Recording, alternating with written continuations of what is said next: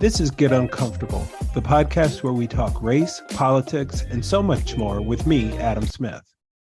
Biracial, mixed, mulatto, multiracial are some of the less harmful and triggering words used to describe children who are the products of interracial relationships. Relationships that were until recently illegal in many states and are now becoming more prevalent. But what about the kids, the products of interracial relationships? The idea that mixed race kids will save the world is a myth that even President Obama couldn't live up to. The reality is that multiracial children often struggle with their own traumas that are rooted in familial colorblindness and parents who are not willing to acknowledge their child's blackness and the real impact that anti-blackness will have on their child's well-being. Today, we're joined by my friend and colleague, Cherise Freyner. Cherise, please tell us a little bit about yourself, your identity, and that of your children.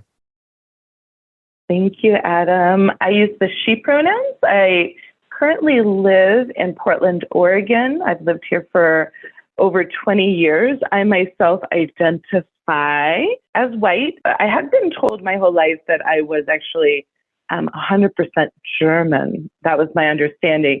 But last year, which we'll talk about later, I had a DNA test and learned that I'm actually 80% English and 20% Scandinavian. So that shifted a lot in how I identified. My last name is actually German.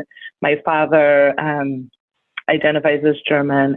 I, however, am not German, so I don't know if that's a family secret that has gone to the grave with my mother. I was raised in Las Vegas, Nevada, actually outside of Las Vegas, Nevada, very rurally in a trailer with my 8 brothers and sisters. So had what one might consider a low, but still, survivable family income standard. Mother stayed at home and raised her 9 children. My stepfather worked as a tradesman outside the home. One thing I think is important to note in this conversation is I would say confidently that both of my parents, as well as their parents, held very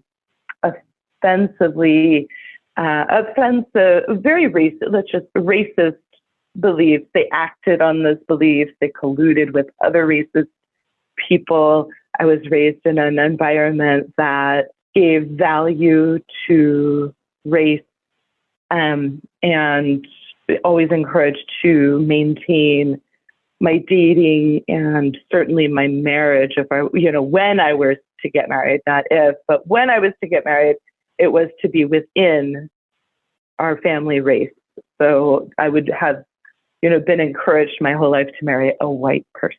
And one of the things that you and I have talked about a little bit off mic is not just race, but religion. You were a part of a religious group that was, that was pretty strict. And as you said, cultish in your view. Mm-hmm. And so it wasn't just marrying within the race, it was marrying within the religious group. Within the correct? Cult. Yeah, it was definitely, and that's one of the considerations I think that's really, I guess I should back up, Adam, and say, I am so happy to be here. This is something I feel so passionate about. And we actually met, just for those who might be listening, we met in a situation where I came to you and said, you are who I need right now. What you are saying and bringing to the larger audience, especially within academia, I need right now. It's necessary for my professional life, sure. But I'm being more selfish and saying, this is actually about my personal life, and I need you right now, Adam. So this whole conversation we have today is not anything but I have been led to you, and I am so lucky to have met you with your arms open to talk about this with me and work through some of my considerations as, and let's say it, as the white mother of Black children. So you're so sweet. Thank you.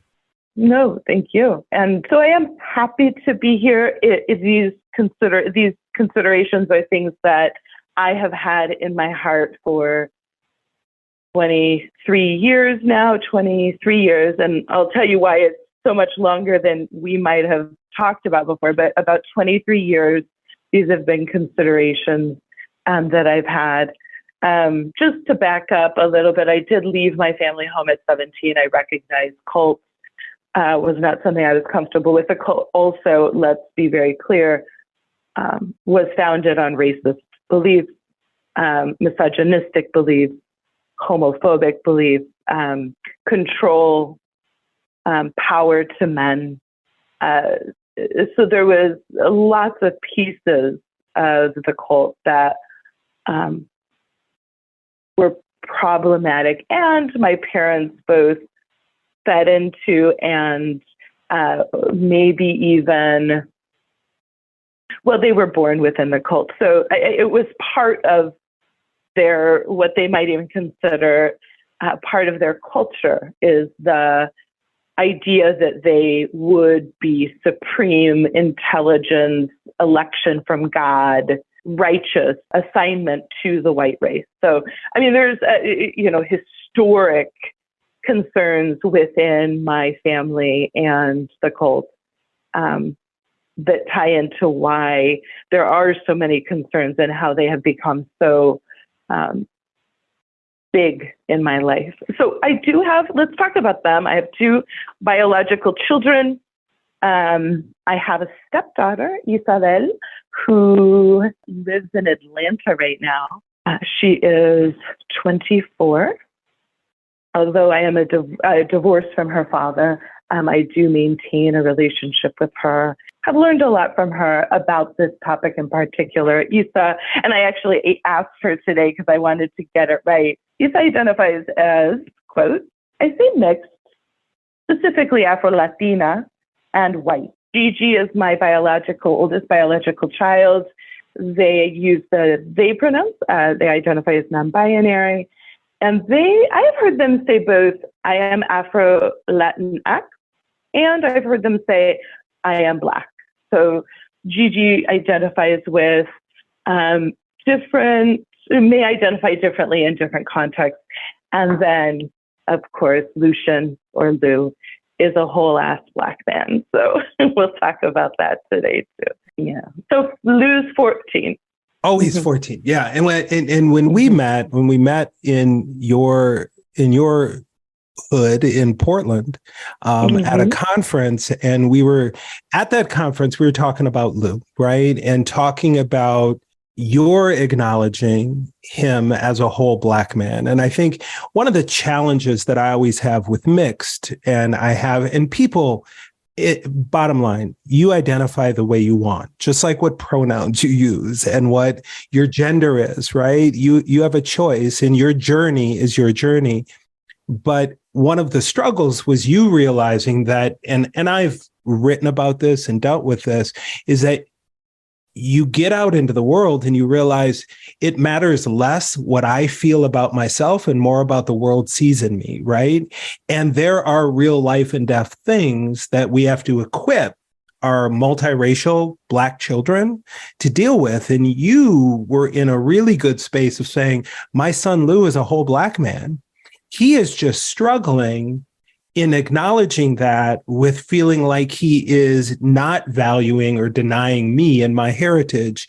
Can you talk a little bit about that challenge as a white parent of Black children who are multiracial, who at some point may feel like if I acknowledge and say I am Black, that somehow I am not recognizing or valuing my one parent who is not Black, and how you coach, mentor, and how you've grown in your understanding of really what Blackness is over time? Thank you for that question.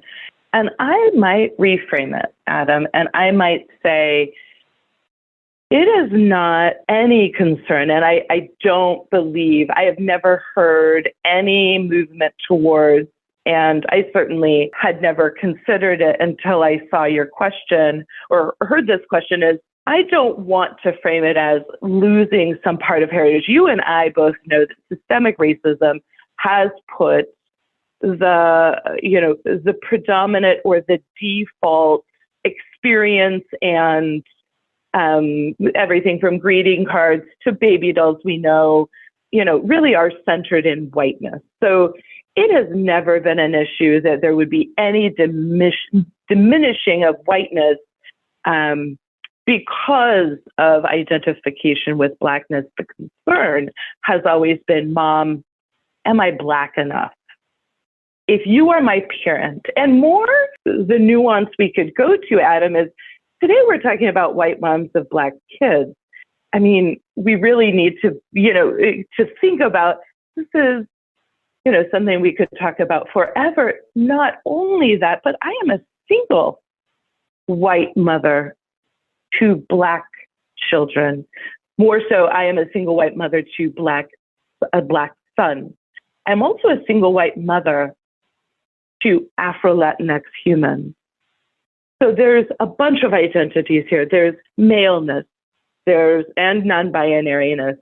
There is Afro-Latinx, to be, what is Latinidad? How do we identify being, where is it?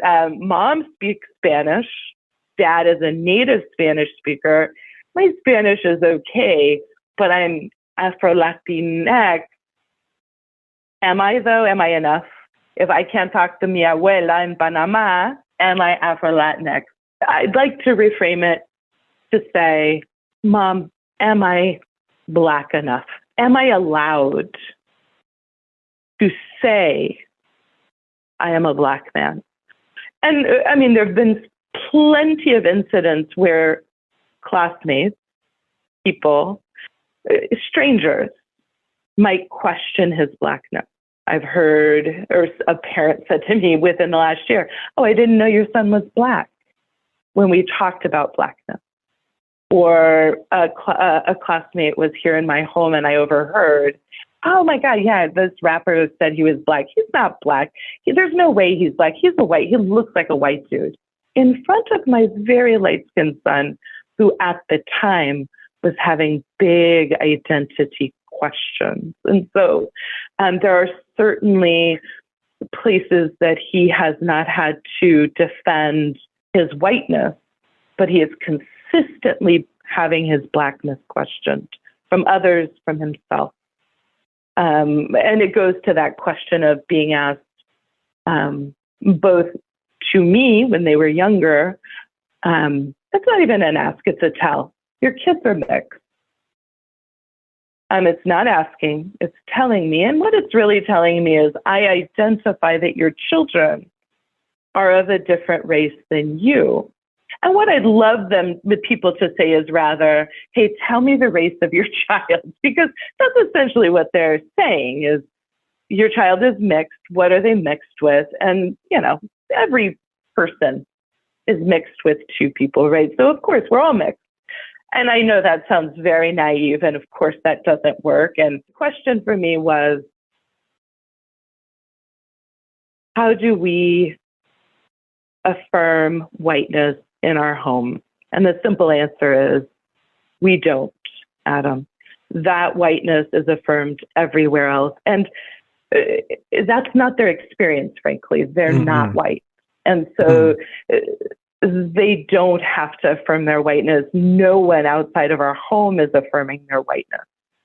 Once in a while, my son, as a very light-skinned man, will have his Blackness challenged. And what you're saying is so good is that, I forget the movie, right? But I think it was Samuel L. Jackson, but he's in everything. It was basically the whole movie was the opposite. And you basically could see how anti-Black our society is, where the white folks were the minority. And so you turn on the TV and the white kids would want the black doll, and the black commercials and women would be the beautified ones, and the image, and all of those pieces. It reminds me of that. Obviously you're in a place and have evolved as a human, as a parent, as an educator, as all the things, right? As a mother. But what did you think, right? When you were getting into relationship with people who are of other races and you said, okay, we're going to have children. What did you think at the time your responsibility would be as a parent? I'm sure you didn't think, okay, we're going to get in relationship and I'm going to be a single mom at some point. You thought, okay, as in a parenting relationship with somebody of a different race, what are my responsibilities going to be as raising a child who is, whether the child is half and half, and I'm not a half and half believer, I'm a 100% believer, right? And so what are my responsibilities going to be in raising a child who is of a different racial identity than I am? Did you think about that? And if so, what did you think? Oh, yeah. Well, and that goes back to the beginning. I definitely thought about it because I had to. My grandmother called me a person who I wasn't raised with. My parents divorced when I was 7, or separated when I was 7. I wasn't raised with my father.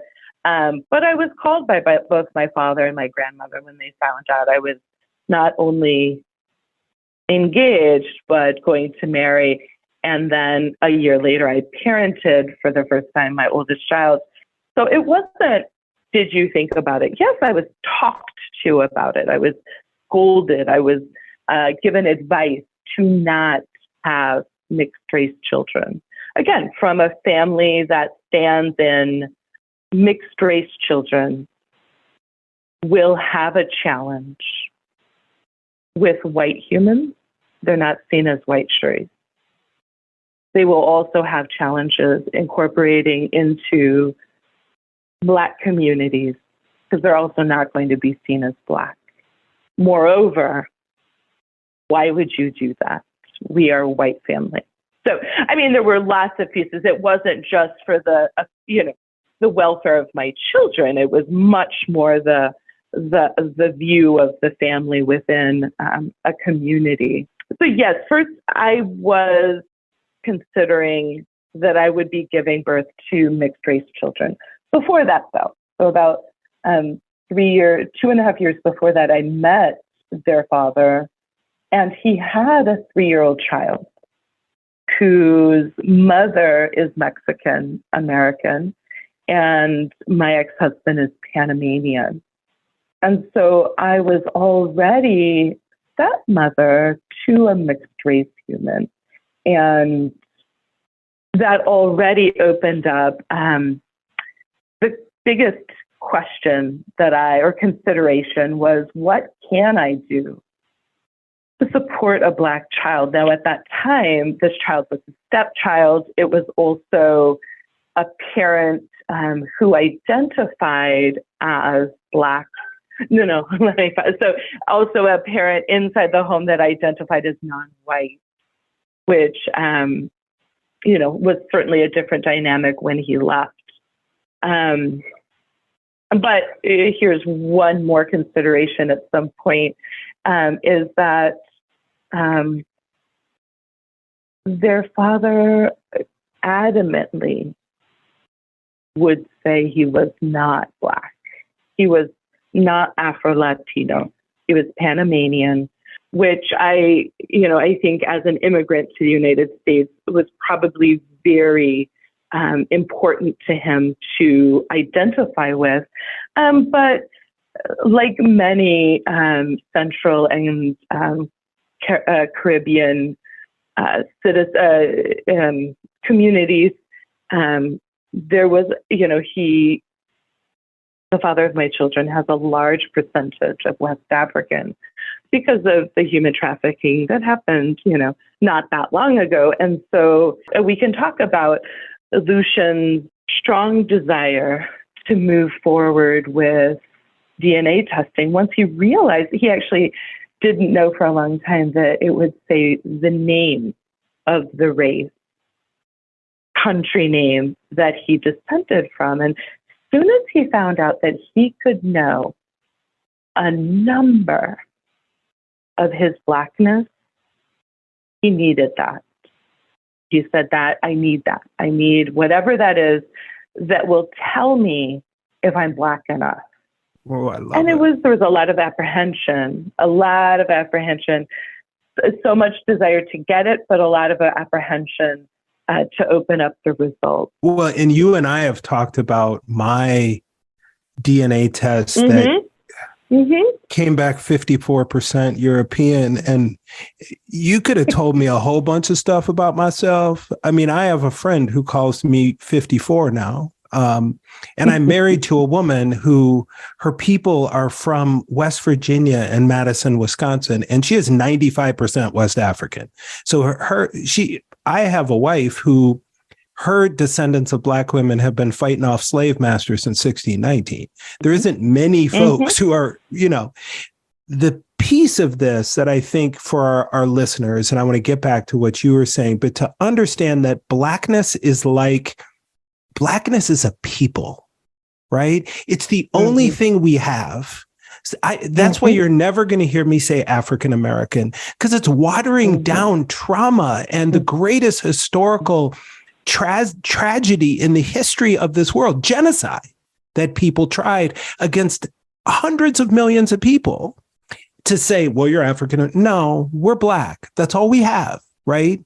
We are a different people than a person from Panama. We are but we are this mix of conglomeration of history, of culture, of difference, and we are all multiracial, right? Because if you look at somebody from Ghana, they do not look like a Black American. They just don't, because we all know that at the end of slavery in 1868 and 1865, that one of the challenges were people with Black African blood outnumbered white folks almost 10-1, because slave master was just Pornhubbing all over the place, right? And making all of these mixed race children. So none of us, no matter who our biological parents are, slave master's in there somewhere. And so it's part of this acknowledgement within the community to say, we will reclaim, almost like James Brown, the Black Power movement, and say it loud, I'm Black and I'm proud, right? Is that we are going to own that because we have nothing else. We don't know our tribe and our nation and our culture and our language and our history and our religion. But what we can claim is Blackness, just like our Hmong brothers and sisters are not from a country, they are a people that survived genocide. And so claiming our tribe and our nation as being Black is something that no matter who our parents are, we all share together. And that's the piece that you understand so well, that you've really helped Lucian with. One of the questions I wanted to ask you, because you talked about, and I want to make sure we get to this, that you grew up in a, as you said, self-described cult, racist space that was really concerned about marrying outside the religion and the race and all the pieces. What about white liberal folks, though? That, this idea post Cheerios commercial that multiracial people will change the world. We're going to save the world against all this racism, and this proof that everything is going well. We elected a whole multiracial Black president, and the world hasn't gotten better since the brother was the president, right? So what do you say to some of your multiracial friend or your interracial friends who have children and relationships who are in this space of almost color blindness of, well, everything's great and fine now because we have multiracial children, but we aren't unpacking where racism really needs to start, and all the isms need to start is within ourselves, right? What do you say to those folks? Because you are doing your work first and foremost, Cherise, with you. What do you say to those other folks that are they don't come from a racist space, but they don't come from an anti-racist space, and they think just because you push a couple brown children out of your body that you don't have any work to do? Thank you. I want to respond to a few things here. One thing that I can't quote because I don't have a source, but I will repeat as much as I can, is you cannot fuck your way out of racism. So 100% agreed that just because I do have Black children, I am cured of biases or done with my work to be anti-racist and live and work within anti-racism and an anti-racist framework. I'm not done. And I think that's the most important thing I can bring forward is I can't be done ever. I will never know as a Black mother can approach her children and say, I've been through this shit, and here's what I can tell you from my perspective. I can never do that for my children. And that is one of the things that when I met you in 2021 was heaviest on my heart, is I had gone for a few years up until that point.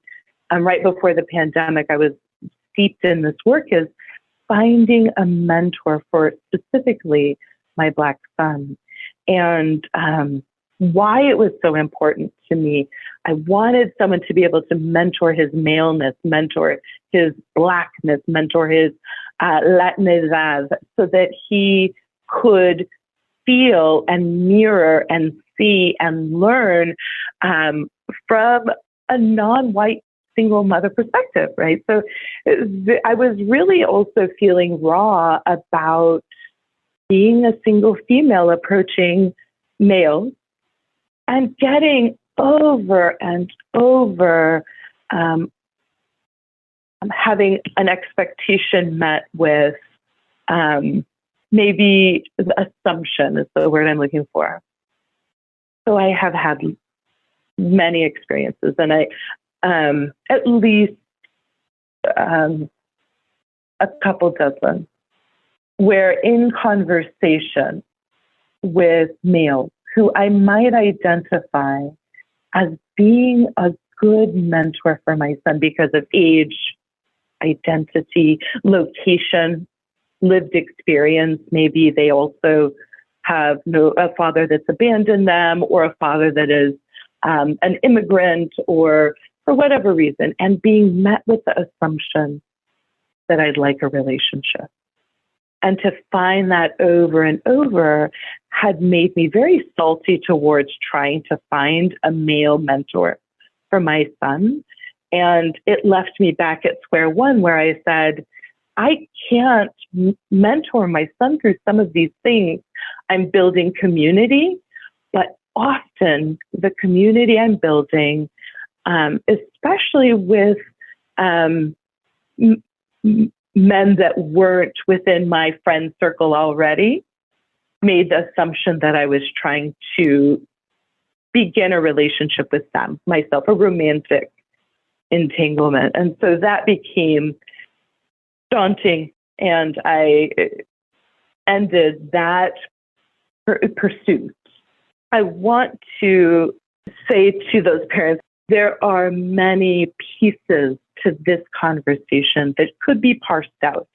You know, what single white moms to Black children, white moms to Black sons who live with a white parent, where their Black parent has left and has not remained contact. When that family, maybe the family of their paternal side, also has no contact with them. When there's a language barrier, for example, my children's paternal grandparents live in Panama and do not speak English. So there's, as much as I'm a Spanish speaker and their father's a native Spanish speaker, and they were in bilingual schools throughout elementary, there's still some challenge to have conversations with Panamanians who have rightfully a different dialect than the Spanish they're learning in school. What I want to say here, and I think is very important to say, is I am not an expert. I am here for a conversation. I have a 17-year-old a 14-year-old and a 24-year-old stepdaughter that I've known for 21 years. I am here because these are my considerations and things that are heavy on my heart. They are heart difficult. Sometimes they're emotionally difficult. These are things I can think about all the time and make decisions in my life around these considerations.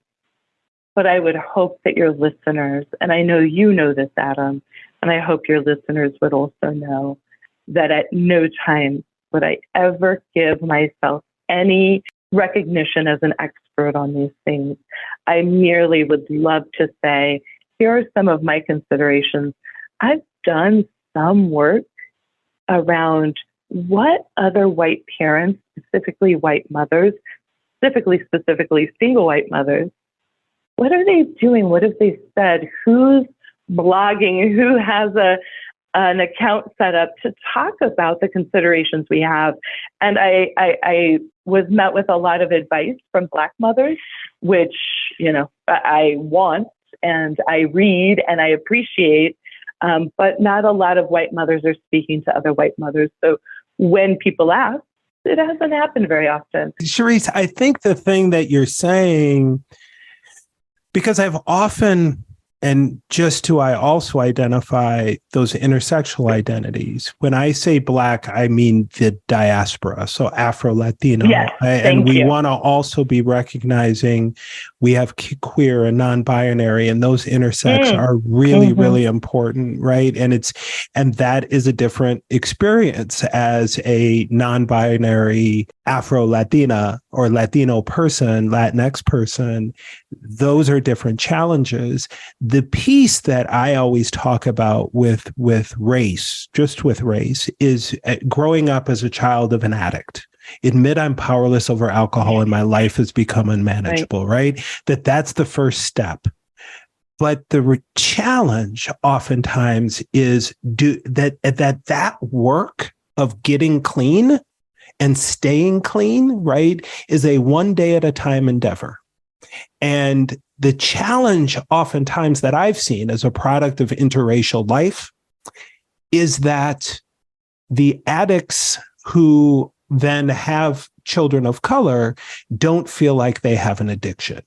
Well, because I've had all these children, right? Or I have this diverse family. It becomes the ultimate Black friend.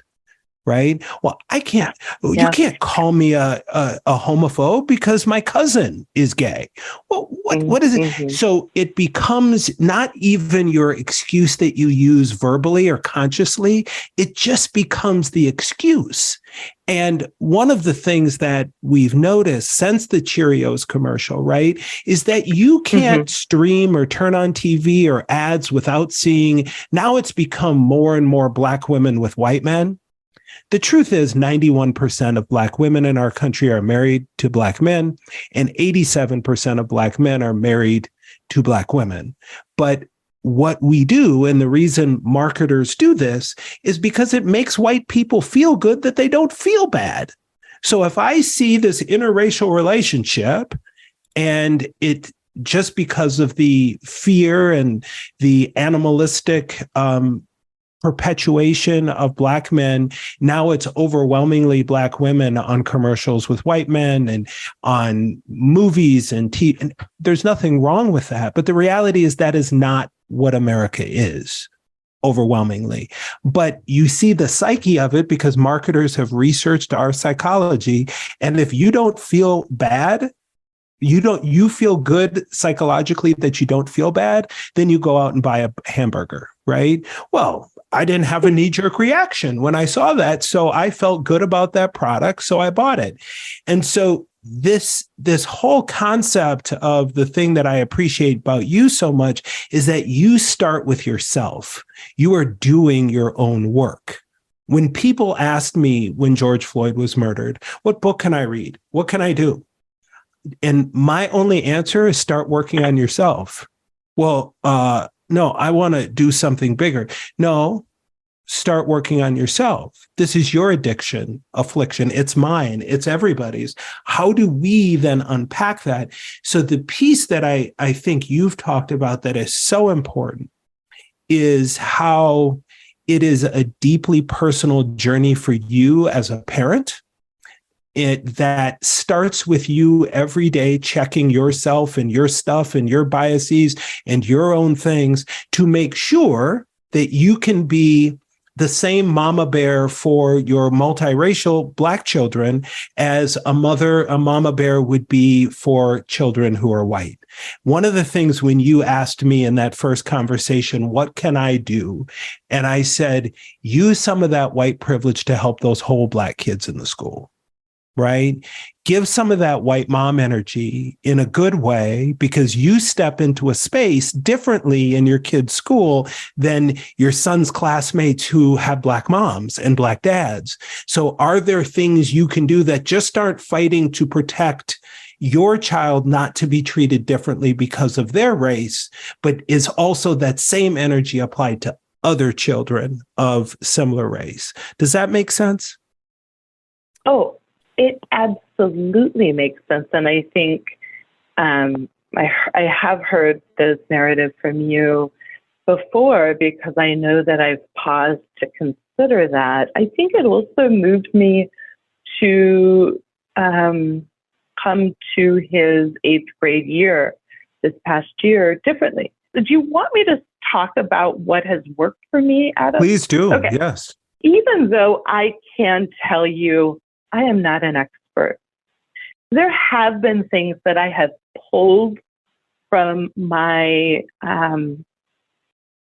my relationships with Black mothers, from training in DEI work through my professional life. I've pulled some things out that, and I'm continuing to learn. That's the other piece that I think we've addressed is there is no stopping. My children are going through different stages at all times.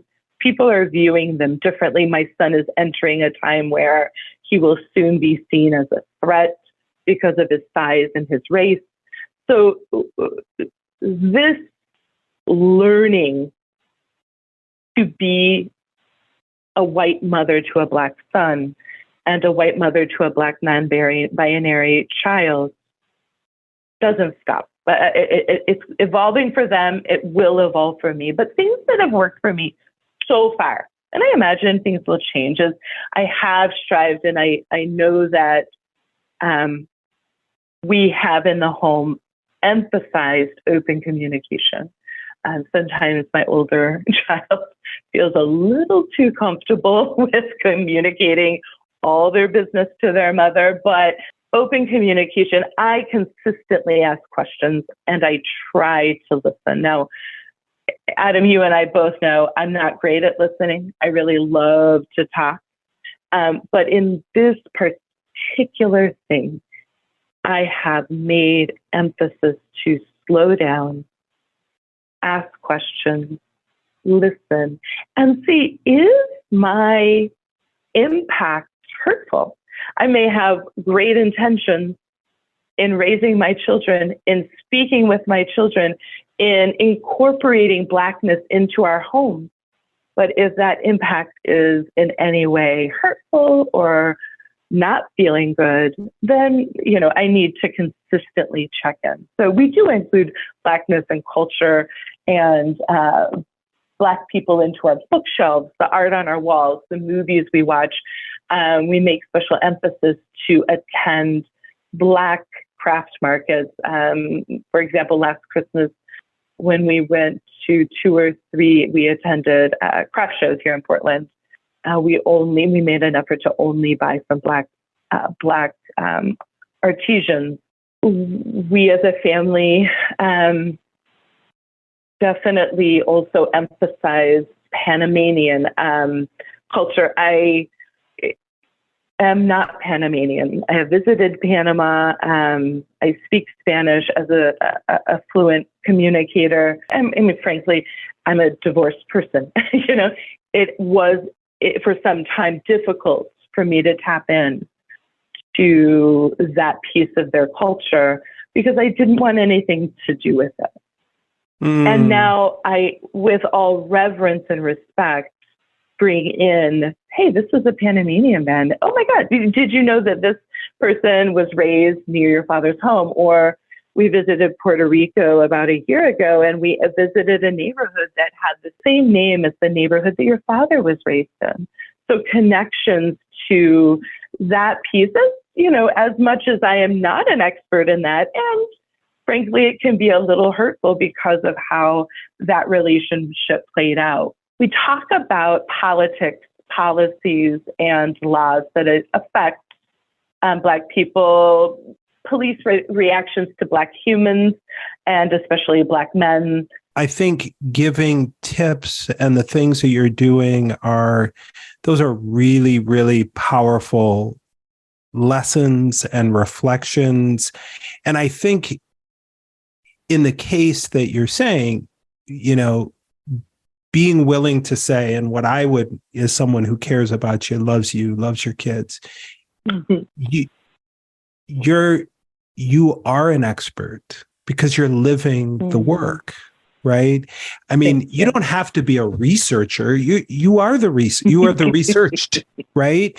One of the things that you're bringing up that's really excellent when you're talking about your son, because I have a son, and I can tell you the time he was suspended, and I got a call from the school, and he was about the same age. Shout out to Jawanza Kunjufu, right? The conspiracy to destroy Black boys. If you need a good read, anything by Dr. Kunjufu, it's amazing. But it talks about the time when Black boys shift between being cute to the school and then they become the threat, right? They become aggressive and intimidating. And I found out I was recruiting when I was coaching college football, and I was on the road, and I got a call that he had been suspended, and he talked to the police officer, and he admitted to doing what he did. And what they said he did was choked this girl. I said, wait, whoa, my son? I wish the brother would defend himself a little bit. He didn't choke anybody. What happened? And so he admitted, oh, yeah, I did. Well, what happened was, this was a girl who had been calling our house, and they were, liking each other. And the girl in the hallway knocked the books out of his hand. He went running past her, running to catch her like kids do, and caught her and grabbed her from behind around her, around here, and his arm slipped under her neck, and she didn't choke. A teacher saw a Black boy choking a white girl, and before you know it, the kid who was just playing with a friend went and he's told the police. I turned the car around, went and talked to the school and said, you aren't suspending this boy. And I think the difference is, in what you're describing, is I know that your energy isn't of what some white parents of Black children do, is this fine line between, you aren't going to treat my child different because they're race, and you aren't going to treat my child like just another N-word. I think that is the difference, right? You're not going to treat my child like them because they have whiteness. And my child isn't going to be treated like an N. No, nobody should be treated like an N. And you would be fighting for anyone's child in those spaces. And it's the one thing that I have continued to employ you as somebody I care about and love, and everyone else, my own mother. Right? You have to be an active anti-racist for everyone's child and for everything. Otherwise, do not have multiracial children. Because what are you doing to make your grandchildren's world a better place? My grandchildren's world a better place, right? What you're doing is just living a life and making pretty kids. Well, and then you're going to apply energy to racism that's only exhibited to them, which is often construed by someone like me as, well, you just don't want them treated like me. I can't tell you the racist things that have happened to me in my life, or when I've been targeted in professional spaces, and that people with Black children were often the people that did it. And I would sit and think, don't you have kids that look like, what's going to happen in 15 years when your kid is being targeted and called aggressive and intimidating in a workspace and being given, whatever the stuff that comes at us in workspaces and workplace racial trauma, right? And I would always wonder, don't you have a Black husband and Black kids? And so why are you just sitting by? Or why are you on the side of the wrong? Why wouldn't you be on the side of the guy who looks just like your children? Those authority figures are not seeing your friends and you in the same way. And it's important you know that. Cherise, thank you so much for your time, for your energy, for your work, for who you are as a mother, as a human, a friend. Please know how much I love you, how much I appreciate you. Tell my guy, Lucian, he's got some fly kicks. I have a kick problem. My wife would say I'm a kickaholic. I just ordered some custom Nike Dunks in Viking colors. So I tend to struggle. So tell him that if he ever needs shoe advice, Yes. Yeah, I'm sick. Thank you so much for sharing your time, your journey, your advice, and let's be honest, your expertise with us today. Thank you so much. Very generous. Very generous. I appreciate you, Adam, and I right back at you. I love you. You've changed my life, and I am so grateful for you to have invited me. I do want to say I have talked to about 2% of what I'd like to say today, and it just, again, for me, reiterates this is so complex and so delicate and so important. For me to know how to do and to start a conversation of how can I do it better and what are people doing that work and what are people who have white mothers, what can they tell me doesn't work? So thank you for starting the conversation. Thanks for the invitation, Adam. And as always, invite me back, okay? Yes, ma'am. Thank you so much. Thank you so much for taking time out of your day to listen to this episode of Get Uncomfortable. Get Uncomfortable is produced in partnership between me, Rachel Hansen, and Adam Smith. If you want to hear more from Adam, visit his website, hearadamspeak.com, where you can book him to speak at your organization and hear more about what he has to say about what we talk about here on the show. Now, if you want to support the show itself, there are a variety of ways that you can do that.